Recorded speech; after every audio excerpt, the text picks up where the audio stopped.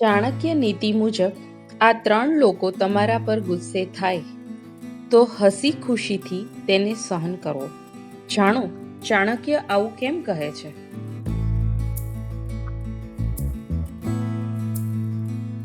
આચાર્ય ચાણક્ય એ તેમના નીતિશાસ્ત્રમાં માનવ જીવન સાથે જોડાયેલી ઘણી વાતો જણાવી છે. એવું કહેવાય છે કે જે વ્યક્તિ આ વાતો અપનાવે છે તેમનું જીવન ફક્ત સરળ નથી હોતું, પણ તેના જીવનમાં ખુશી અને સફળતા પણ આવે છે.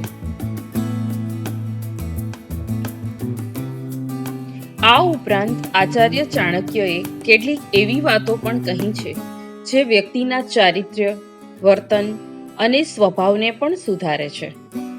આજે તેમના એવા જ નીતિ વિષયક સિદ્ધાંતની વાત કરવા જઈ રહ્યા છીએ જે દરેકના જીવનમાં ખાસ હોય છે.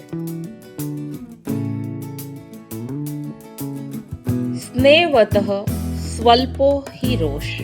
આ શ્લોકનો અર્થ થાય છે કે પ્રિયજનોનો ગુસ્સો થોડા સમય માટે હોય છે.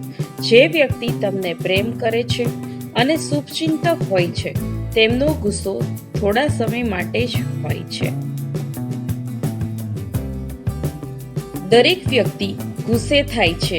કેટલાક ગુસ્સો નિયંત્રણ કરે છે, જ્યારે કેટલાક પોતાના ગુસ્સાના પ્રભાવ હેઠળ પોતાના જીવન સાથે જોડાયેલ નિર્ણય લે છે.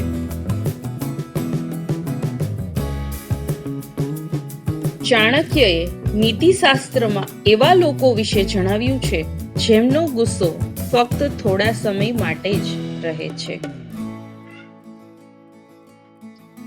એવું કહેવાય છે કે જે વ્યક્તિ હંમેશા બધાનું ભલું ઈચ્છે છે તેમનો ગુસ્સો થોડા સમય માટે જ રહે છે.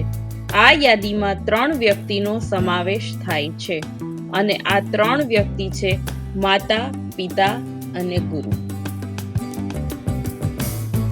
આચાર્ય ચાણક્યના મતે આ 3નો ગુસ્સો ફક્ત તેમના પ્રિયજનોના લાભ માટે જ બહાર આવે છે.